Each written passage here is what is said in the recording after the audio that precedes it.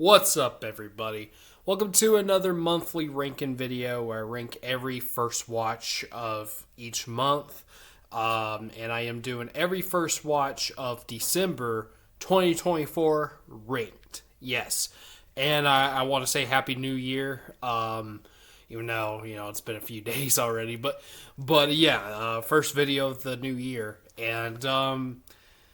And yeah, I don't know how this year is going to turn out on this channel. I have some ideas of mine that I want to do for videos, but I've been pretty lazy lately of releasing videos, so we'll see. We'll see how this year will turn out. But anyway, so yeah, all the last movies I watched in 2024, first watches and of December, of course, and yeah, this should be cool. Looking forward to the movies I'm going to be watching this month, first movies, but here are the last 10 movies of the year that I watched. Ranked, of course, from my least favorite to favorite. All right, so, all right. I think I said everything. So with all that out of the way, let's go ahead and get started. Yeah, 10 movies. I know the last few I only watched 5, but this time I watched 10. And there's a few Christmas movies that I watched, including this one. So coming in at number 10, we have a movie that there's a good chance you might never heard of this one. I actually owned this on DVD. I don't now. I took it out of the collection because I didn't really care for it too much. But I did. I bought this movie at a Goodwill once, and and yeah, I watched it finally for Christmas time. So coming in at number 10 is All Is Bright. This movie came out in 2013, and it stars Paul Giamatti and Paul Rudd, as well as Sally Hawkins. So yeah, aside from the cast, which sold me on the movie because I love Paul Giamatti and I like Paul Rudd, okay, and I do like Sally Hawkins a lot too. Loved her in what was it? Shape of Water, yeah. But yeah, aside from the cast and some humorous moments in the film, I didn't really care for this one all too much. It was kind of disappointing. Well, a little bit. I mean, I didn't know what to expect, but I kind of wish it was better though. And yeah, the cast is great. That's the best part of it. I think Giamatti and Rudd have pretty good chemistry together. Sally Hawkins is in this. She's really good, and she has good chemistry with Paul Giamatti. It's not a bad movie by any means. It's okay. It's an okay movie. But it's definitely not the best Paul Giamatti Christmas movie. That would be The Holdovers, of course. But yeah, one thing I did not like about it, I remember the ending not being good. I did not like the ending, and I actually kind of hated the ending, actually. But the movie itself is okay. It's just about these two guys who come from Canada and they go all the way to New York to sell Christmas trees. Yeah. But yeah, it's it's okay. It's an okay movie. So that's my number 10 is All Is Bright. Okay, coming in at number 9. This is this was actually the last movie that I watched of the year, and this is another movie that you might never heard of. Yeah, it's a weird one. This is actually a movie that Kevin Smith didn't direct, but he did produce it, and this was actually directed by a friend of his. That being Brian Johnson, and it's his only film that he's ever directed. I think he was on the show. What was it, Comic Book Men? I think, and Kevin Smith was on there too. But anyways, that is my number 9, Vulgar, which is a pretty hard movie to find. Except you can find it on YouTube, a free version of it somebody posted, and This is a weird fucking movie. So yeah, I wanted to watch it because I'm a big Kevin Smith fan. It has Kevin Smith is even in the movie, as well as a lot of actors that's been in his films. The main guy in this film is Brian O'Halloran, who you might know as Dante from the Clerks movies. He plays the main character in this film.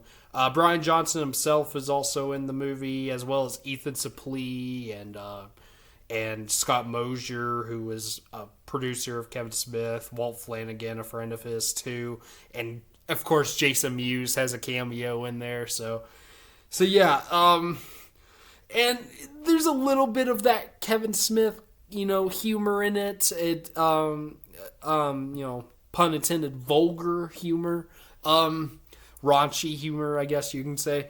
There's definitely, actually, yeah, it's very raunchy, but it's a really weird movie. So Brian O'Halloran plays this guy who is a birthday clown, and he decides that he wants to be kind of like a prostitute, but also like a clown prostitute. So he goes by the name Vulgar, and he runs into the wrong people, and they, I don't want to say the word, but they R-word him. So... yeah, and then later he saves a little girl from this crazy dad, from her crazy dad, and he becomes famous for that, and he gets his own TV show as this clown. And I know that's a completely different thing from the other thing I said first, but that does come back at the end of the film. It's not a great movie. I wouldn't even necessarily say it's a good movie. It's a very independent film, which, I mean, of course, Clerks is an independent film, but that is a good movie. But it's not terrible just because, I still kind of had fun with it, despite the R-word scene. But I will say, there were some interesting camera shots and editing and whatnot in that scene, so at least it's creative, but it's, but, yeah, will I ever watch this again? I doubt it. I don't think I will, but I don't exactly regret watching it. Not really. But, yeah, it's very strange, but yeah. I liked it better than All's Bright, at least, so. So anyways, yeah, Vulgar, the weird movie. I recommend it if you're a Kevin Smith fan and want to watch everything that he has done, but other than just the movies he's directed, then sure. But other than that, yeah, I don't recommend it. Anyways, yeah, that's my number 9 is Vulgar. So coming in at number 8, we have a movie that I didn't not exactly liked, but it was actually better than I thought it was going to be, surprisingly. That is The Crow, City of Angels. Yeah, they're called... Oh, yeah, okay. Sorry about the glare, but... yeah, The Crow, City of Angels. The sequel, of course, which came out in 1996. Yeah, this movie was actually not as bad as I thought it was going to be. It's not good, exactly, but it's actually... I didn't mind this movie, to be honest. I really didn't. And what's really interesting about this film, and I didn't even expect this, but this is actually, believe it or not, the movie, the story itself actually is a continuation of the first Crow movie, because even though the main character isn't Eric Draven, it's a different guy who becomes the quote-unquote Crow character, yeah. But, however, there is a returning character in this film. That would be Sarah, who was the little girl in the first movie that Eric Draven, him and his girlfriend Shelley were her godparents. Yeah. She is back in this movie. I was not expecting that. Now, it is a different actress because it's her grown up. And I gotta be honest, I thought the actress did a pretty good job playing her. I thought she was pretty good. The movie, I mean, it starts out with her like as the main character, but then it goes to this other guy who comes back to life from this crow, and he, of course, gets his revenge. Who of these people who killed his son. And I thought the main villain was actually interesting. He was actually okay. He's played by Richard Brooks, which I'm not really familiar with that actor, but I thought he did a good job or a decent job at least. And you even got Iggy Pop in this movie. Yes, Iggy Pop is one of the bad guys in the film. He was one of the guys who killed the main guy's son. And Thomas Jane, I think, might have been another one of those guys. I don't know, but he's in the movie too. I didn't recognize Thomas Jane, but yeah, he's in the movie as well. And Iggy Pop wasn't bad either. He was pretty good too. But I love Iggy, so it's cool to see him in any movie. But yeah, and I will say the soundtrack, much like the first movie, is also pretty good too. Not as good as the first movie soundtrack, but it still has some good bands. I actually have the soundtrack CD, and I got it long before I even saw the movie. But it has bands like Korn and Deftones and Toadies and PG Harvey. I think Bush is on there as well. Oh yeah, you got Hole doing Gold Dust Woman from a cover of Gold Dust Woman from Fleetwood Mac, and you also got White Zombie doing a cover of I'm Your Boogeyman, and that was pretty awesome. And Iggy Pop too. There's a cover of, well, I guess you'd say cover, but even though it is a song that he wrote, but like a live version of him doing I Want to Be Your Dog from the Stooges, of course. So it's a good soundtrack. The soundtrack is even better than the movie itself, because the movie's not great. I wouldn't even necessarily say it's good. I really did not like the cinematography in this movie. The editing's not good. The color is, like, instead of it being like in the first movie, it was like, I mean, it wasn't the best movie, but it still looked kind of cool, It was like all like black and red and stuff, very dark looking. This is dark looking too, but it's very like green and yellow instead, but it doesn't look cool, and it looks pretty ugly, honestly. So yeah, I didn't like that. The story's nothing to write home about, but I did think it was kind of cool that somewhat of a continuation of the first movie, and Sarah's back, so that's pretty cool. And like I said, the actress was pretty good playing her. But yeah, I didn't hate it. I honestly didn't hate The Crow, City of Angels. So yeah, that's my number 8, The Crow, City of Angels. All right, I'm gonna get a drink of water real quick.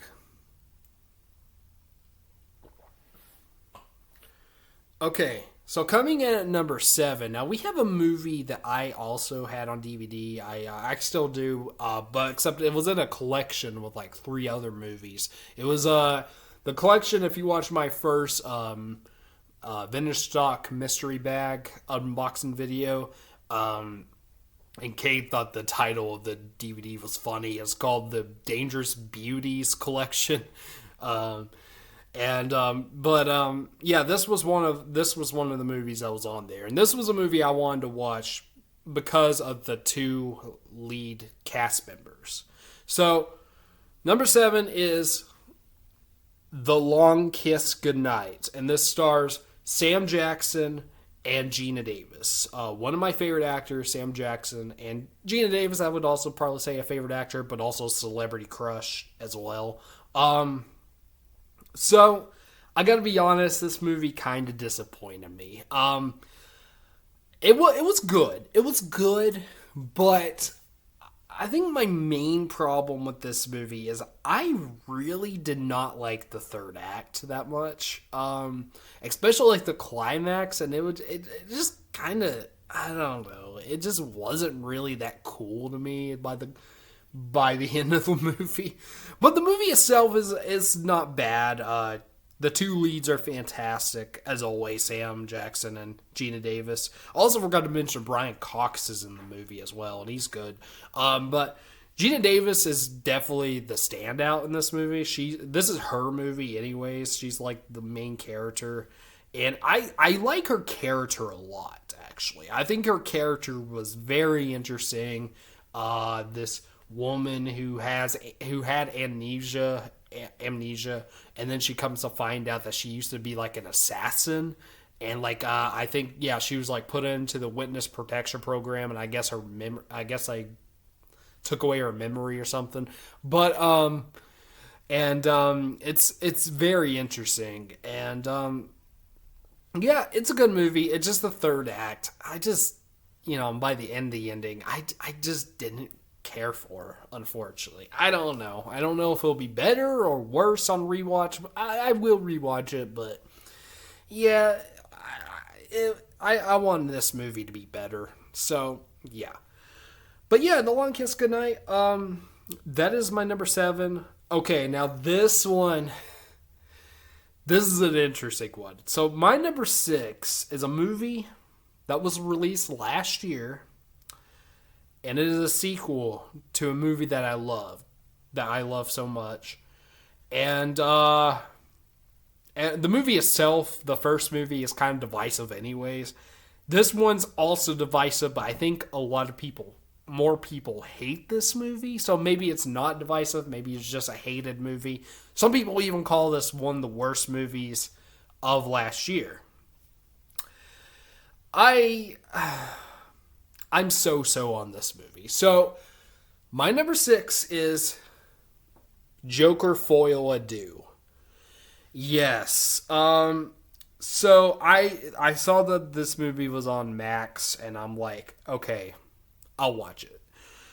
And, okay, so let me explain. So, first of all, when I first heard about a Joker sequel and also that it being a musical, I was like, I don't know if that's going to be good or not. I thought that the choice of Lady Gaga playing Harley Quinn sounded awesome, but I didn't like the fact that it was a musical. And I remember I did a reaction on the channel of the trailer, and I still wasn't sure about it. I was like, I just don't know about this movie. And then, when this movie was released, when this movie was released, I was actually surprised to learn that this was a bad movie. Like, I wasn't expecting it to be bad. I just wasn't sure if it was going to be for me or not. But oh boy, I have heard so many people shit on this movie. I'll give a little shout out to one of my favorite movie reviewers on YouTube. That would be Mr. J Vaders. Check his channel out. In fact, if it wasn't for him, he was the main inspiration of me being a movie YouTuber. Was him. Yeah, so shout out to him. He made me want to do movie reviews, even though I don't really do movie reviews that much. I know I did one of Beetlejuice last year, and I didn't do one since. I almost did the Lord of the Rings trilogy, but I decided not to. I'm thinking maybe I might review some movies that come out this year at least. So maybe. But anyways, I watched his review of this movie, and he hated it just like everyone else. And what he did at the end of the video, right after he gave his rating and all that, he said, "Okay, now I'm going to spoil the movie. I'm going to say I'm going to spoil the ending."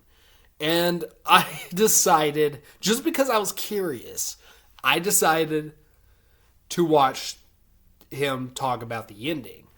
And him describing the ending, I was like, wait, that actually sounds kind of cool. And then I've heard other people, I've heard that this movie, and he even said so in his review, that this movie was pretty much just Todd Phillips giving the middle finger to Warner Brothers. He's like, all right, you want a sequel to Joker? Here's your fucking sequel. He didn't give a fuck. He made this movie bad on purpose. And I respect when people do that. That's why I like Freddy Got Fingered, because that's a movie that was made bad on purpose. And I personally think that The Room was made bad on purpose. It's just a theory, though. But I honestly do think Tom Wiseau made that movie to be bad on purpose. But that's maybe for another video. Anyways, but yeah, once I heard that, I was like, okay, I want to watch this fucking movie now. So I watched it, and okay, so I will say, I kind of liked it, just a little bit. I still at least appreciate Todd Phillips because he did not want to make a sequel, and yeah, he made it bad on purpose. I still respect that. And I will say, though, however, when the movie started, like the first hour, I didn't think it was bad at all. I actually thought it was pretty good. And I even liked the musical aspect to it. I think most, if not all, were like not original songs. They were like actual songs. So it's a jukebox musical, at least mostly it is. But I will say though, I thought both Joaquin Phoenix and Lady Gaga, I mean, they did a great performances throughout the film.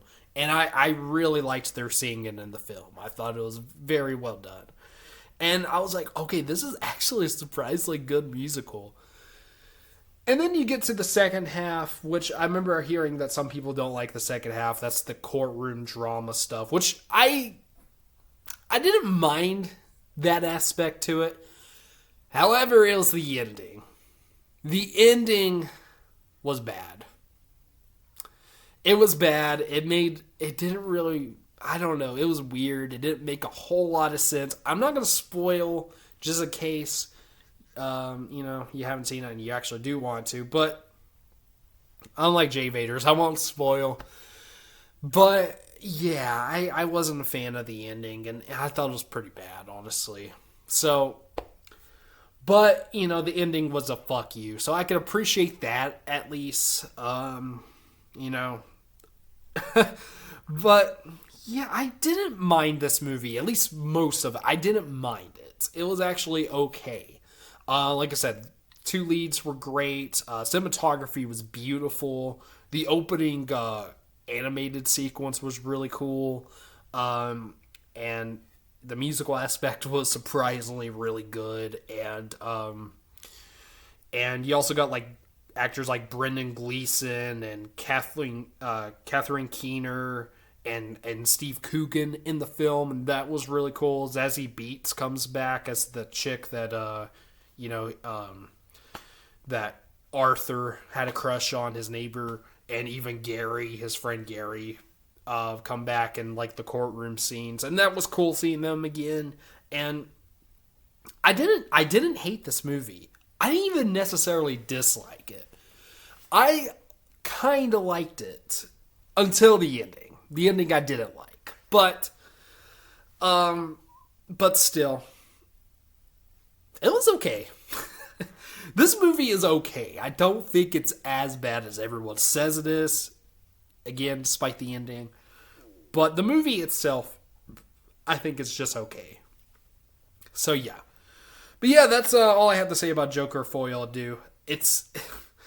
I appreciate what Todd Phillips did for this. And by the way, I am planning on doing a Todd Phillips updated ranking. I did go back and watch most of his films. I remember was it War Dogs and Due Date I didn't get to rewatch because they weren't streaming anywhere. But so I didn't rewatch them, but I rewatched the rest. And yeah, I'll do a Todd Phillips updated Todd Phillips ranking. Maybe next week, we'll see, because I do have another video in mind, but it might be the next video after the next video I put out. So yeah. But anyways, yeah, Joker Foil Do, that's my number 6. Just give me a minute. Alright, so now we're in the top 5. So coming in at number 5, much like The Long Kiss Goodnight, this was actually a movie. I think I even got, no. I got this at Goodwill. It was All Is Bright. I also got at Goodwill. The Long Kiss Goodnight I got from Vintage Stock. So, but this was a movie that I did have for a while, and I didn't watch it until just recently. Um, so my number 5 is Road to Perdition. This was a really good and interesting movie. This is directed by Sam Mendes, same director of American Beauty, and I am working on a Sam Mendes ranking now.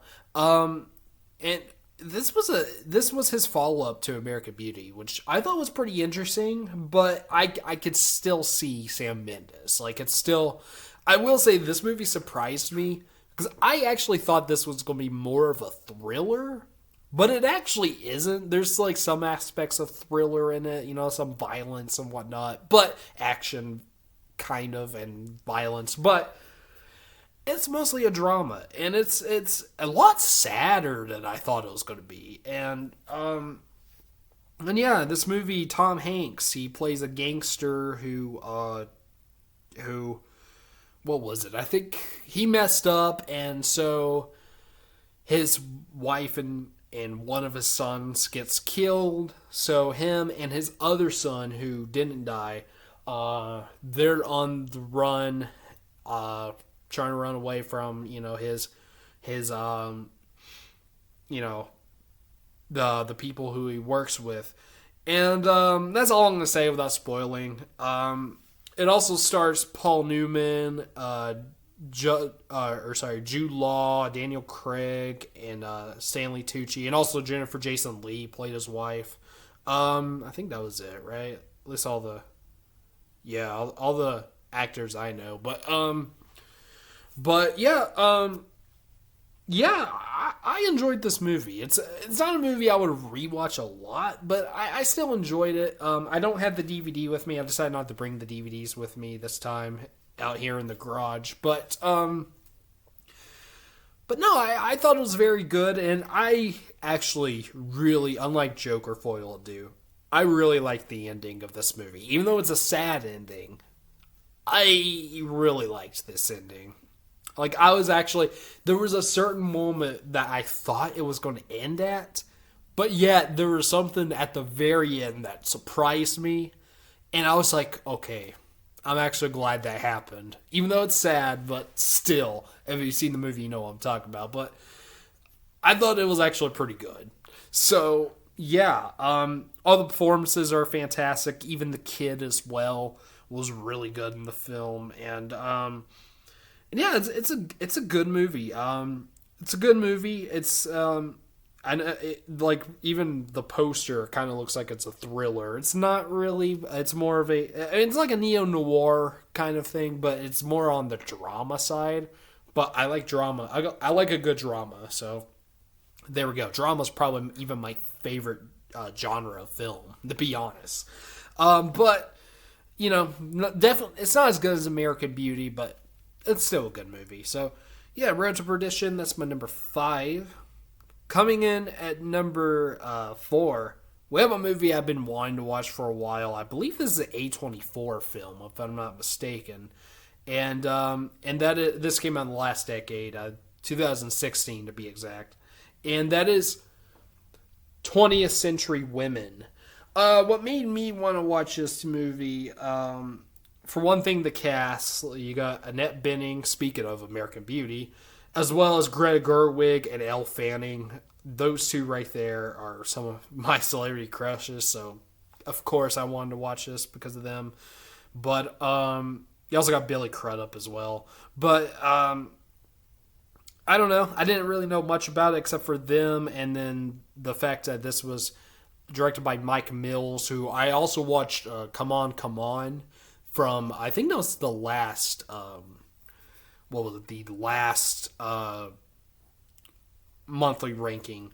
Yeah, November, I believe, and I watched it there. And also, I remember seeing the soundtrack at a Barnes and Noble on vinyl, and I was looking at it. I'm like, oh man, this has some great bands on here. Like Devo was on there, and I forgot who else, but it was a really good soundtrack, though. It takes place in the 70s, so it has a lot of cool, 70s punk and whatnot. It's really cool. This movie, yeah, I thought it was good. I thought it was very good. a little bit different than I thought it was going to be, but I still enjoyed it very much. It's kind of slow, but not. It wasn't boring though. That's for sure. And yeah, I liked it a lot. I think I even like it better than Come On, Come On. That's a good movie, but I thought this one was even better.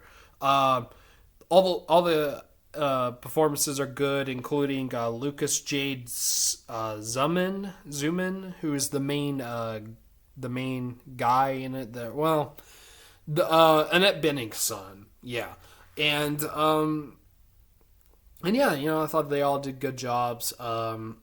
And yeah, it's a good movie. I highly recommend it. And yeah, that is my number 4. But coming at number 3, now this movie is not as good as 20th Century Women. However, I had a really good time with this movie. This is not really a good movie, but it's I guess you can maybe say a guilty pleasure, but it's fun. It's a fun Christmas movie. And I keep bumping into this thing that you can't see it, but yeah. Anyways, it's a Christmas movie. I have this on VHS, and I finally decided to watch it. That is Jingle All the Way. Yeah, starring, of course, Arnold Schwarzenegger, as well as Jake Lloyd, a.k.a. Anakin Skywalker from Phantom Menace, and Sinbad, of course, and Phil Hartman. Yeah, it's a ridiculous movie. A ridiculous movie. But I loved it. I had a really good time with this film. It was really funny.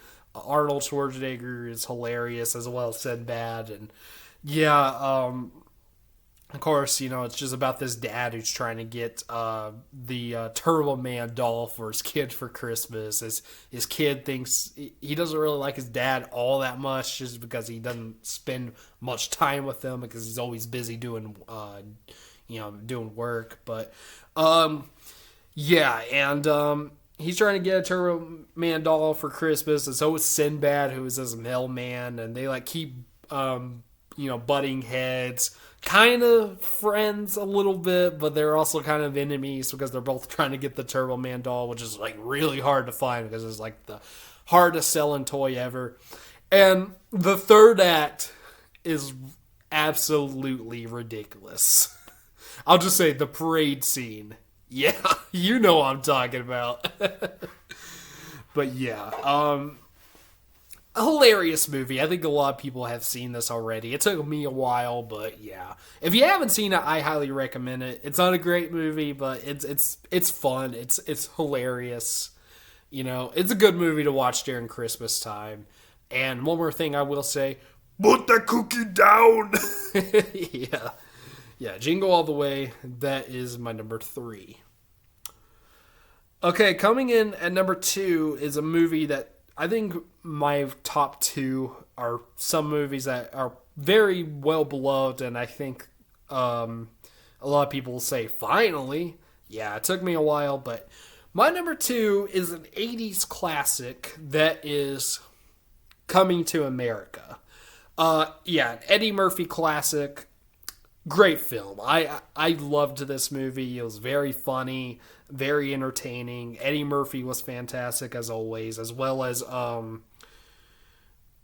Arsenio Hall, I guess, who plays Sammy. They had really funny chemistry. The love interest was really good. And also the late great James Earl Jones, who sadly passed away last year, but he was fantastic as the king, as Prince Akeem, aka Eddie Murphy's character. He was his dad, and really funny movie, really entertaining. If you love Eddie Murphy but haven't seen this, check this one out. I don't like it as much as I like Beverly Hills Cop, which is one of my favorite movies, but I still really enjoyed this film. I thought it was very good, and yeah, a really good movie. Coming to America. Coming to America is my number 2, and my number 1 is another movie that a lot of people will be It's about fucking time you seen this. So like The Long Kiss Goodnight and also even Coming to America. I forgot to mention he's in Coming to America, even though he's just in one scene. This movie stars Sam Jackson as well as Bruce Willis, and it was directed by, of course, M. Night Shyamalan. I think you probably know what I'm talking about. My number one is Unbreakable. I finally got to watch Unbreakable. I've been wanting to watch this movie. Through the years, I actually been getting into M. Night Shyamalan. He's a very mixed bag director. A lot of people will even say he's one of the worst directors. I think it's mostly just because, like, The Last Airbender and maybe The Happening and whatnot. But because, not all of his movies are good. But some of them are. I thought The Sixth Sense was good. I liked Signs even better. And my favorite, until I saw Unbreakable, was actually one of his most recent films, Knock at the Cabin, which I thought was very good and underrated. But yeah, Unbreakable, though, it's now my favorite M. Night movie. It's so fucking good. Wow. I loved Unbreakable. I thought this movie was so good. Bruce Willis and Sam Jackson, and even Robin Wright, who's in the movie, she was good as well. Yeah, but Bruce and Sam is what makes the movie. The kid was good too. I thought the kid was very good. Spencer Treat Clark, yeah. But yeah, just a really cool movie. You could say this is a superhero movie, sort of, but it's very much a dramatic superhero movie, and but I absolutely loved it. About two guys who I kind of have, well, not really have superpowers, but sort of. Bruce Willis, he's unbreakable. He was in a fucking train accident that killed everybody except for him. And then you got Sam Jackson, who is breakable, breaks his bones very easily and whatnot, and yeah, I won't say what happens at the end. If you know, you know. But I will say that was a good twist. That was a very good twist ending that I did not see coming. Unlike The Sixth Sense, that movie, I already knew the twist before I saw the movie, and I didn't even really like the way it was presented in the movie, to be honest, that twist. But this one, however, not only do I think this twist is better, but I thought it was done even better, and I didn't expect it. I didn't know it already, so there we go. But yeah, just a great film. I absolutely loved Unbreakable. And yeah, right now it's my favorite M. Night Shyamalan film. And yeah, and that is also my number one favorite movie that I watched in December of 2024. Yeah. All right. So there it is. There is my ranking for all the first watches of December 2024. So in the comments, please give me your ranking of all the movies that you saw, or just say what your favorite and least favorite were, and what are your opinions on any of these movies that I mentioned. Yeah. So, all right. The next video is going to be a big one. Probably, most likely a long video. Come on. This was 10 movies, and it's almost 40 minutes long, this video here. The next video is my ranking for every first watch of 2024. Yes, I already talked about all these movies. But this time, I'm just going to rank them all. I already have ranked them all, but I'm going to present the ranking to you guys. So, yeah, going to be a long video. I'm going to try to put it up Wednesday if I can. If not Wednesday, then hopefully next Saturday then. But yeah, that's the next video I have in mind. Yeah, I mean, it has to be long because there's 103 movies on there. So yeah. But anyways, so yeah, thank you guys for watching. Please like, subscribe, comment, share, and hit the bell. And I'll see you guys later. All right. Or yeah, peace.